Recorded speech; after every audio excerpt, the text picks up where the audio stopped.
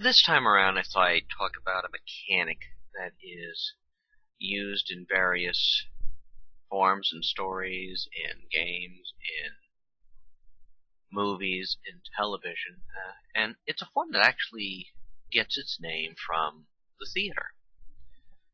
And that is the technique of breaking the fourth wall. Now, for those of you unfamiliar with this term, at least the roots of this term, let me explain.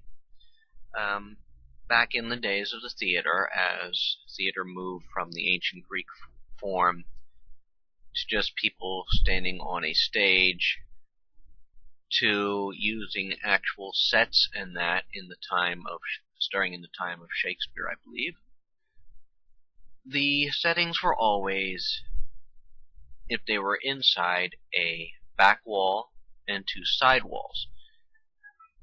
The fourth one being the wall that was the representation of the room where the audience is viewing from.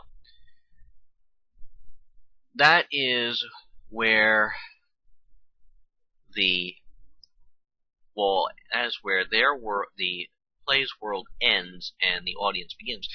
So that wall to them, to the actors, was supposed to represent you can't see anything beyond that point. And that was usually the end of the stage.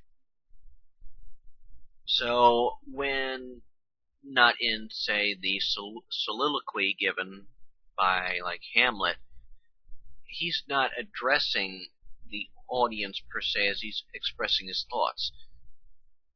When they address and interact with the audience, however, they break that fourth wall. They let it be known that they are aware there's somebody watching them.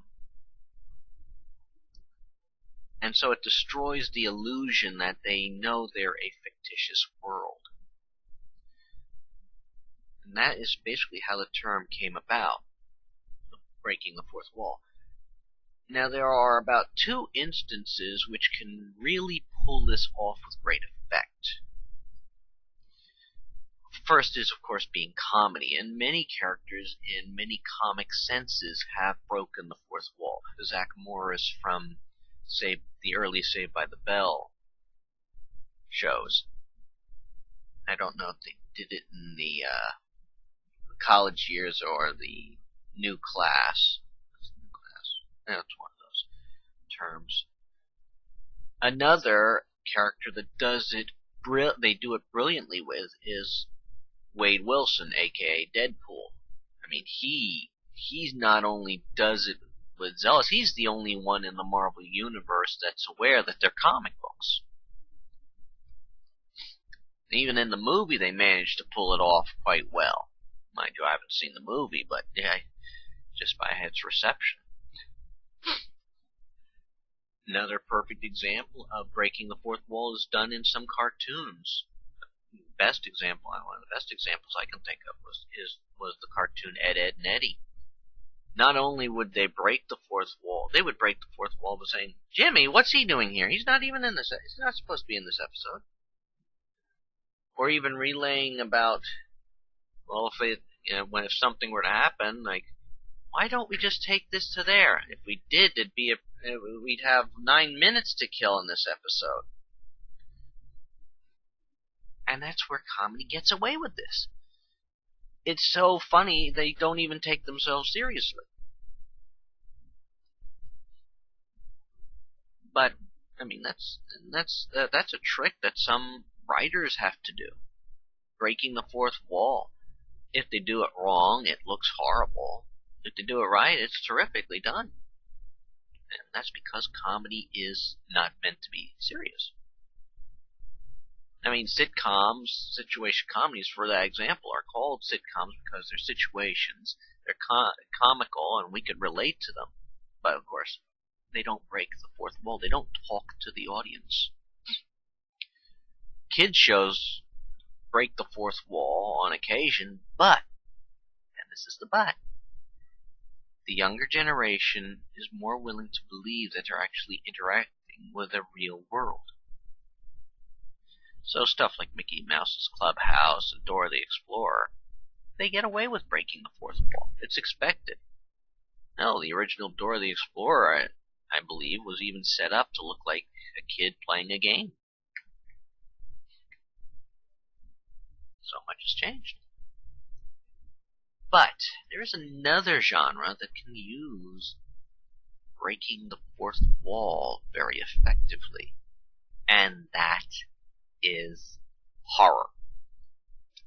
Horror can effectively use breaking the fourth wall to deliver epic scares.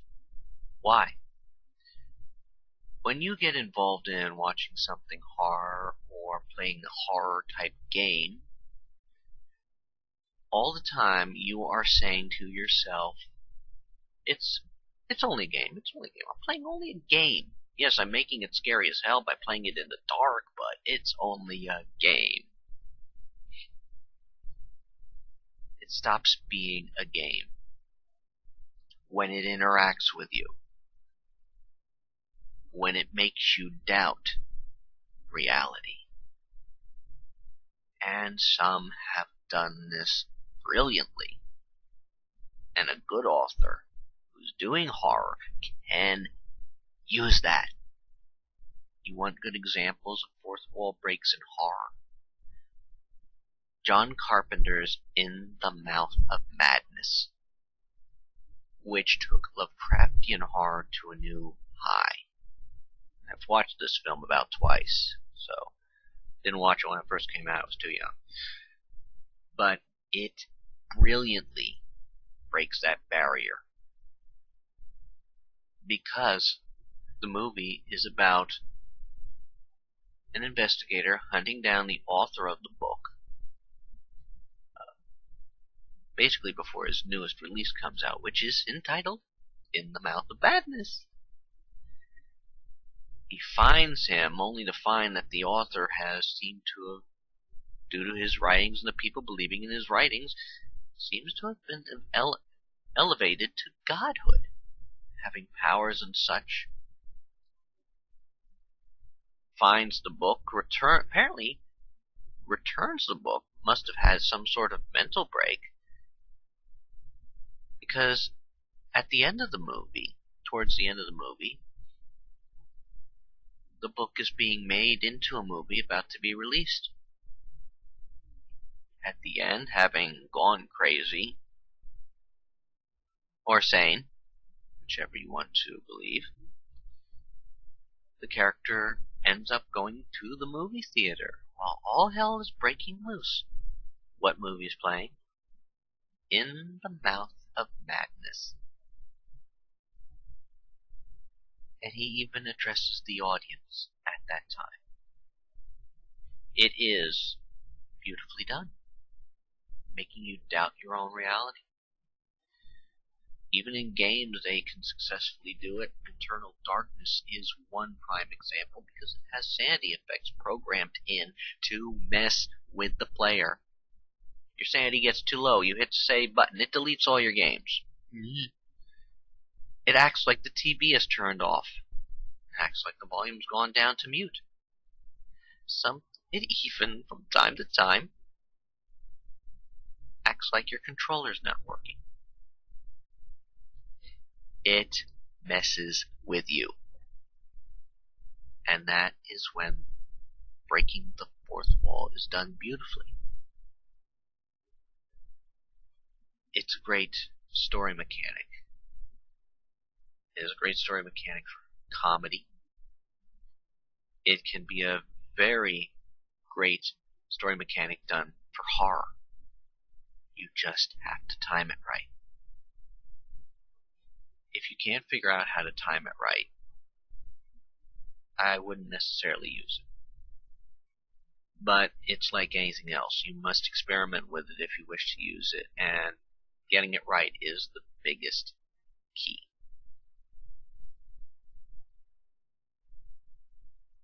And I suppose that is all I can say on breaking the fourth wall, but it's such a great mechanic that I do urge people who write comedy to use it, And I urge some of you who do horror to think about using it, because the proper delivery, it is amazing. If you like my ramblings on about my views on what should be done, what helps with writing fiction and that, please subscribe. Please check out my other ones. And feel free to leave a comment or so. I wouldn't mind hearing back from some people. It means people are actually listening to me. Have a good one.